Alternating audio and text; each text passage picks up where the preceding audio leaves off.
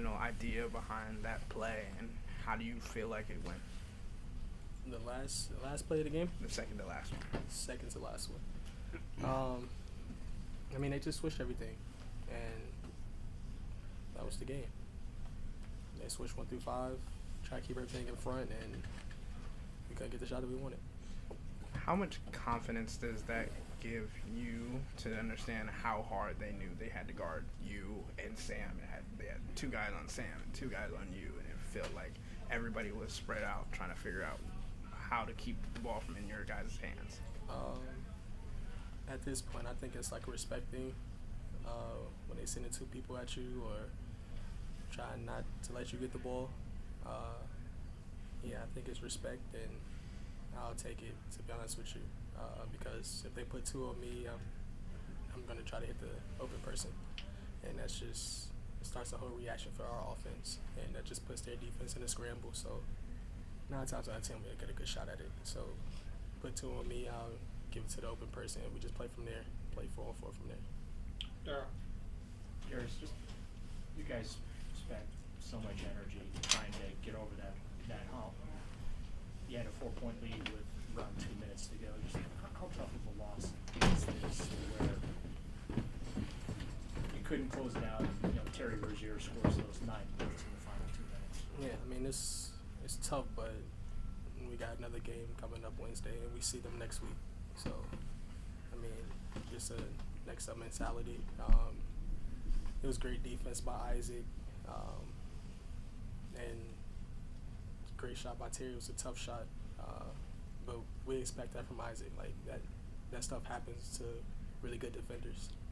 He's one of our best defenders. He guards one of their top guys literally every night. So, I mean, we live with the results. I mean, it was a really great shot, but it was good defense, but better offense. And I know he just sat down next to you, so pretend he's not here. What can you say about the game that Jarrett had tonight, the 2020? In fact, he had over half your rebounds too. Yeah, I mean, Jay, he's been a tear all season. I mean, I know he needs a break, but we coming down the stretch. We can't let that slide. But but yeah, I mean, Jay, he's always been a beast on the boards. Even switching out to guards. I mean, he just does everything for us. He's literally our centerpiece. Whenever he goes, we all go. He's our coach on the floor, especially defensively. When he's talking, we're always talking. When he's loud, we're loud. So everything just really a reaction from Jay. I mean, I think it's ecstatic from the fro.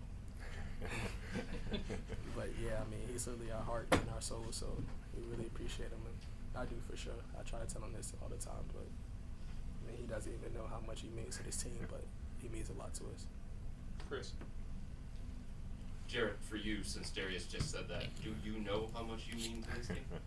I know I mean a lot to this team. I know I have a certain role on this team that I feel I need to come out every night and play my hardest for them out there. Try to direct them on defense, get people open on offense. They might value me more than I know I'm worth, but I just try to do my job out there. And then for either one of you guys, in a game that was so close for much of it, what do you feel like was the difference tonight? Obviously, we could say that Rozier hit those big shots. I do think we had some lapses on defense towards the beginning of the game. I think they got a head start to the game, and we didn't come out as hot as we usually do. And then Darius, you were mentioning the late game scenarios. Miami scored on their final 5 possessions tonight. Some of that was free throws at the end of the game, but do you look at that as just great shot making, great offense by Miami, or do you look at that saying there was something else that we could have done to better prevent that? I mean, our whole thing was trying to keep everybody in front, so we were switching, and like I said, they made some tough shots. I mean, Terry Rozier made a couple tough ones. I think Jimmy made a couple. I know one tray ball that Jovic, he had a open tray ball. Excuse me, sorry for messing up his name, but yeah. I mean, those are tough shots, and those are tough shot makers. So it was just better offense than defense. I mean, I think we live with the results. That's why our defense is based on making people take tough shots, and they just made them tonight. And yeah, to piggyback off Jay, I think we didn't have the energy in the first half. I think they got a little head start on us, like Jay said, and that just wore on us late in the game, I believe. But our team is just resilient, though. We ain't never stopped quitting, and that's why we took that lead with 2 minutes left, and just a couple big shots that they made. Spencer Davies, Cavs Insider. Combined tonight, you and Karras had 21 assists. Together, how do you feel like you guys have kind of done as playmakers, as scorers? Just the usage rate is outrageous right now, obviously, with Don out, and it's a lot. It's got to be taxing. This is what we need. This is what the team needs, so we're going to do it. This is our job. And when they put 2 on us, we're going to try to make the right read and hit the open person.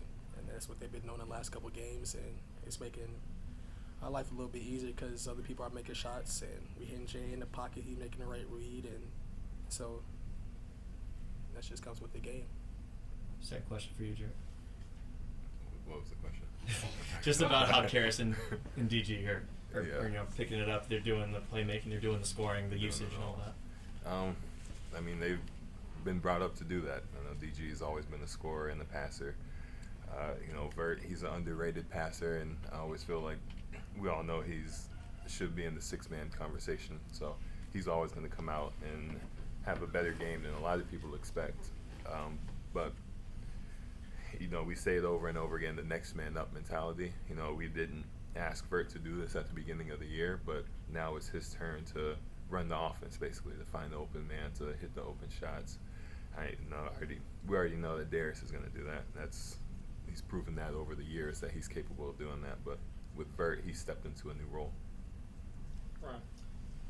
Apologies for something that isn't directly off of the game tonight, but earlier JV was talking about sports betting, saying that he received some threatening messages last year, and he's heard people yell from the crowd. Have you guys dealt with any of that? That's just part of having social media nowadays. People are always worried about their parlays hitting, and you'll get some threatening messages in your DMs. Anything else in the room? Last one.